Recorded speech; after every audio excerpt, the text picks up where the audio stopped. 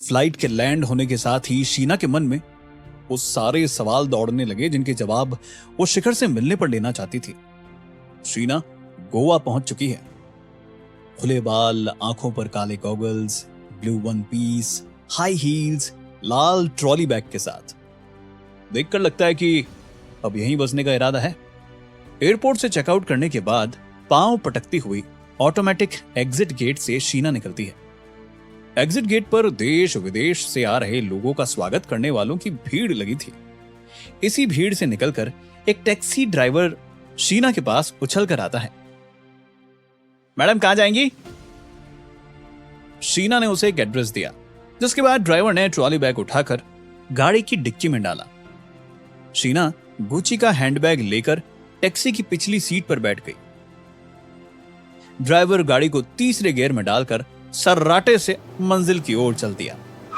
Taxi की पिछली seat पर बैठी शीना के माथे पर तनाव का शिकन था। शीना लगातार शिखर को कॉल लगा रही है, लेकिन शिखर उसकी कॉल का कोई जवाब नहीं दे रहा। कई कॉल्स रिसीव ना होने के बाद मायूस शीना गाड़ी के शीशे से बाहर देखने लगती है, लेकिन दिमाग में सिर्फ शिखर ही दौड़ रहा है। वो ठीक तो होगा ना? पता नहीं कहां होगा। इस तरह के ख्याल शीना के दिलो दिमाग को घेरे हुए थे। एयरपोर्ट से निकले अभी 15 मिनट ही हुए थे कि गाड़ी का ब्रेक लगता है। टैक्सी एक बड़ी सी इमारत के सामने आकर रुक जाती है। लो मैडम, आ गई आपकी मंजिल। शीना ड्राइवर को 200 का नोट थमाकर बाकी टिप रखने के लिए कहकर टैक्सी से नीचे उतरती है। ड्राइवर शीना का भारी भरकम बैग डिक्की से निकालता है और थैंक यू बोलकर वहां से चलता बनता है। शीना जिस बिल्डिंग के सामने आ पहुंची थी, जानकारी के अनुसार यही शिखर, बबीता और रवि का ऑफिस था। बैग घसीटते हुए शीना अंदर प्रवेश करती है। 5 सीढ़ियां चढ़ने के बाद एंट्री गेट के सामने ही रिसेप्शन पर उसकी नजर पड़ती है। रिसेप्शनिस्ट से शीना मिस्टर रवि के कैबिन के बारे में पूछती है। रिसेप्शनिस्ट उससे तहजीब से पूछती है कि वो कौन है और किस पर्पस से उससे मिलना चाहती है। शीना अपनी पहचान बताती है, जिसके बाद रिसेप्शनिस्ट लिफ्ट की ओर इशारा करते हुए 3rd फ्लोर पर जाने के लिए कहती है। शीना बिना बताए ही आ गई थी, इसलिए किसी को भी उसके आने की खबर नहीं थी, लेकिन केबिन का दरवाजा बिना खटखटाए वो अंदर आ जाती है। बबीता और रवि उसे देखकर चौंक जाते हैं और अपनी सीट से खड़े हो जाते हैं। हैरान रवि शीना के गोवा आने का कारण पूछता है, लेकिन शीना उसके सारे सवालों को दरकिनार करके रवि और बबीता पर सवालों की बौछार कर देती है। शिखर कहां है? कैसा है? वो मेरा फोन क्यों नहीं उठा रहा? कहीं उसके साथ कुछ गलत तो नहीं हो गया? तुम लोग छुपा रहे हो मुझसे, सच सच बताओ, कहां है शिखर? रवि शीना के हाथ में पानी का ग्लास पकड़ाकर उसे शांत रहने के लिए कहता है और उसे पकड़कर कुर्सी पर बिठाता है। शीना की कुर्सी पर बैठते ही रवि और बबीता एक दूसरे की ओर देखते हैं और आंखों ही आंखों में कुछ इशारा करते हैं, जिसके बाद बबीता गोवा में शिखर और अमरीश के बीच जो कुछ भी घटित हुआ सब उसे बताती है। साथ में यह एहसास भी दिलाती है कि शिखर अपने मकसद से भटक चुका है, जिसके लिए उसे लाए थे वो उसका उल्टा कर रहा है। रवि और बबीता की बात सुनने के बाद शीना एक बार फिर शिखर को कॉल लगाती है, लेकिन इस बार शिखर शीना का कॉल उठा लेता है।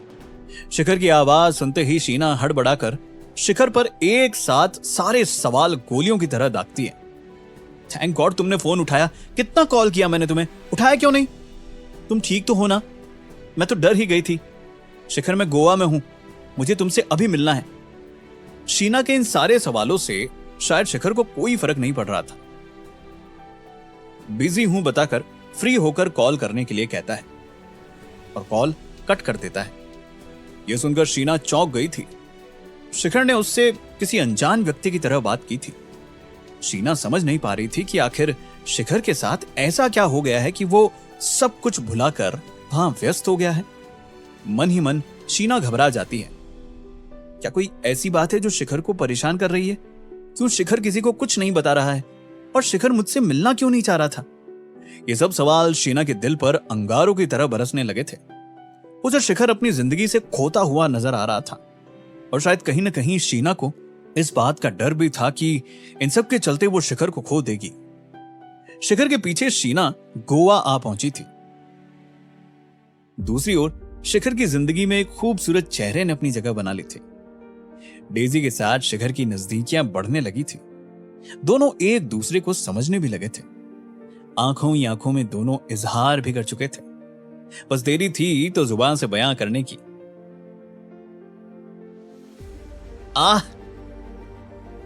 राइट लेग पुल, ऐसे ग्रिप बनानी है, तभी तुम दुश्मन को मात दे पाओगे। हाँ, ऐसे ही, बढ़िया, कम ऑन गाइस।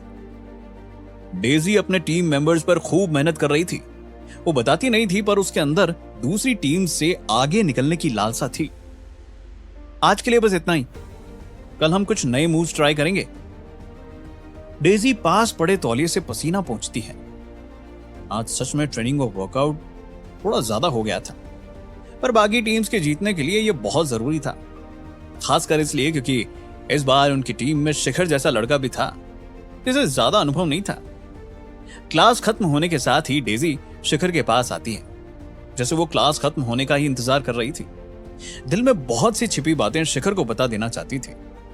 डेजी शिखर से उसके आज शाम में प्लान के बारे में पूछती है, जिसके जवाब में शिखर बताता है कि आज का दिन उसके लिए बहुत खास है। इसके लिए वो अपना सारा वक्त आज बीच के किनारे बिताने वाला है। शिखर ये सब बता ही रहा था कि उसका फोन बजता है। शिखर एक्सक्यूज करके साइड में फोन सुनने जाता है। फोन पर शीना थी, जो गोवा पहुंची थी और शिखर से मिलना चाहती थी। मेरी बात समझो शीना, इस वक्त सच में बिजी हूं।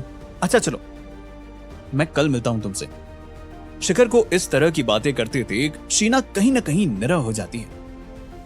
एक दबी आवाज में ठीक है कहती है और फोन कट जाता है। डेजी ये सब सुन रही थी। शिखर के चेहरे पर इस कॉल के बाद आई परेशानी डेजी समझ गई थी कि कोई तो बात है जो शिखर को परेशान कर रही है। डेजी जानना चाहती थी कि शिखर आखिर इस लहजे में किससे बात कर रहा है। शिखर कॉल कट करके वापस डेजी के पास आता है। इतने में डेजी आज शाम को शिखर के साथ आने के लिए इंसिस्ट करती है। डेजी कहती है, अगर बुरा ना मानो तो मैं सच में तुम्हारे साथ बीच पर जाना चाहूंगी, तुम्हारे साथ वक्त गुजारना चाहूंगी। थोड़ी देर सोचने के बाद शिखर मान जाता है। शिखर की यह बात सुनकर डेजी के पेट में तितलियां उड़ने लगती है। उसे लगने लगा था कि आज शायद शिखर उसे वो बात कह देगा जो अब तक डेजी नहीं कह पाई थी। उसे लगने लगा कि उसका सपना अब पूरा होने जा रहा है। अमरीश के बंगले में एक छोटे कद वाला लड़का, जिसके हाथ में एक बड़ा डिब्बा है, सर पर कैप और चेहरे पर स्माइल के साथ रिसेप्शनिस्ट से कहता है, एक्सक्यूज मी, मैं बेक्स एंड केक से हूं, मिस्टर अमरीश का ऑर्डर लेकर आया हूं। रिसेप्शन पर अपने काम में व्यस्त एक 22-23 साल की लड़की डिलीवरी बॉय से वेट करने के लिए कहती है। इतने में black three-piece suit, चमचमाते black formal shoes और आंखों पर गॉगल्स पहने मिस्टर फर्नांडिस डिलीवरी बॉय के सामने आकर खड़े होते हैं। असिस्टेंट फर्नांडिस ने डिलीवरी बॉय से ऑर्डर के बारे में पूछा, जिसके जवाब में डिलीवरी बॉय कहता है, जी सर, आपका order 2 layers eggless black forest cake with 25 number candles, 20,000 sir. Assistant Fernandes उसके हाथ में चेक पकड़ाकर केक को अंदर ले जाने के लिए वहां पर खड़े पियन को इशारा करता है। इसके बाद असिस्टेंट फर्नांडिस रिसेप्शनिस्ट से कहता है कि आज मिस्टर अमरीश की सभी अपॉइंटमेंट कैंसिल कर दो और जो कोई भी उनसे मिलने आता है उन्हें खबर कर देना कि मिस्टर अमरीश अपने एक बहुत करीबी दोस्त की सालगिरह मना रहे हैं, जिसके कारण वो किसी से भी मिल नहीं सकते। रिसेप्शनिस्ट एक फॉर्मल यस सर कहकर अपने सामने पड़े कंप्यूटर पर कुछ टाइप करने लगती है। अमरीश ने आज अपना सबसे बेस्ट सूट पहना था। वो किसी सोच में जरूर डूबा था, पर चेहरे पर एक मायूस सी मुस्कान थी, मानो पुरानी यादें सामने तैर रही हो। सामने केक और वाइन रखा हुआ है और पूरा केबिन डेकोरेट हो रखा है। कोने में एक सोफे पर अमरीश बैठा हुआ है। उसे देखकर लग रहा है जैसे वो बहुत नशे में है। उसके हाथ में एक तस्वीर है। अमरीश उसे हाथ में पकड़े हुए कहता है, आज तुम लोग जिंदा होते तो हम तुम्हारी 25वीं सालगिरह साथ में मनाते। Happy 25th anniversary.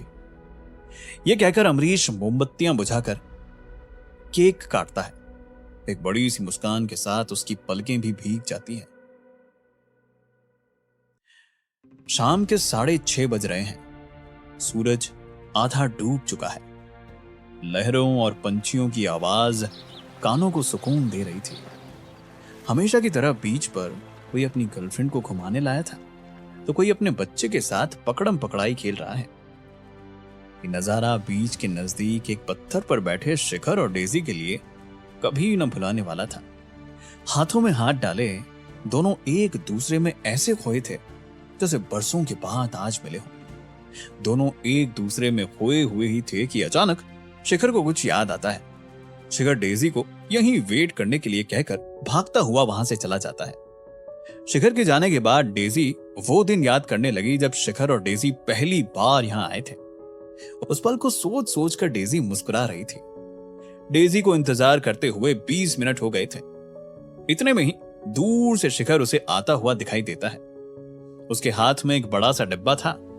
शिखर डेजी के पास आता है, हाथ में लिए डिब्बे को खोलता है। डिब्बे में एक ब्लैक फॉरेस्ट केक होता है जिस पर हैप्पी 25th एनिवर्सरी लिखा होता है। केक को देखकर डेजी हैरान रह जाती है और एक साथ कई सवाल उसके मन में दौड़ने लगते हैं। डेजी कुछ पूछती उससे पहले शिखर उसे बताता है कि आज उसके मां पिताजी की शादी की सालगिरह है। डेजी ये सुनकर चौंक जाती है। मन ही मन सोचने लगती है कि क्या शिखर के मां बाप भी नहीं थे? शिखर ने इससे पहले कभी कुछ बताया क्यों नहीं? डेजी जानती थी कि शिखर ने वैसे अपनी जिंदगी के बारे में कुछ भी शेयर नहीं किया। उसे एहसास हुआ कि वो शिखर के बारे में सच में बहुत कम जानती थी। कुछ देर तक दोनों बस बिना कुछ कहे डूबते हुए सूरज को देखते हैं। सब कुछ कितना शीतल, कितना शांत था। मन ही मन शिखर सोच रहा होता है कि काश ये शाम कभी खत्म ही ना हो, सब कुछ बस ऐसे रुक जाए। कुछ देर बाद शिखर डेजी की तरफ देखता है। वो उसके हाथ पर अपना हाथ रखता है। आज का दिन मेरे लिए बहुत खास है। मैंने अपने माँ बाप को कभी नहीं देखा, बस ये जानता हूं कि आज उनकी सालगिरह होती है और कहीं ना कहीं ये दिन और भी खास हो गया है क्योंकि तुम मेरे साथ हो। डेजी की खुशी का तो मानो कोई ठिकाना ही नहीं रहता। शिखर की यह बात सुनकर डेजी की आंखें नम हो जाती हैं, पर वो जैसे तैसे अपने आंसुओं को रोक लेती है। ये दिन सच में वो कभी नहीं भूलने वाली थी। आज उसे पहली बार लगा कि शिखर ने उसे अपनी जिंदगी में जगह दी है। डेजी के लिए तो शिखर की जिंदगी बिल्कुल अनजान थी, तो शिखर की तरफ से हुई एक छोटी सी पहल भी डेजी के लिए बहुत मायने रखती थी। शायद इसी को प्यार होना कहते हैं। शिखर और डेजी दोनों मिलकर एनिवर्सरी केक कट करते हैं, फिर एक दूसरे को खिलाते हैं, फिर एक दूसरे को बस देखते रहते हैं। समय बीत रहा होता है। शिखर आज कहीं ना कहीं दुखी था, लेकिन डेजी की वजह से उसकी जिंदगी बदलने लगी है। वो खुश है कि उसके साथ डेजी है। शिखर अपने माँ बाप की एनिवर्सरी मना रहा है। दूसरी ओर अमरीश के किसी खास दोस्त की भी उसी दिन एनिवर्सरी है। अमरीश जिसकी एनिवर्सरी मना रहा है, आखिर वो कौन है? वहीं शीना के गोवा आने से डेजी और शिखर के रिश्ते पर क्या असर होगा, जानने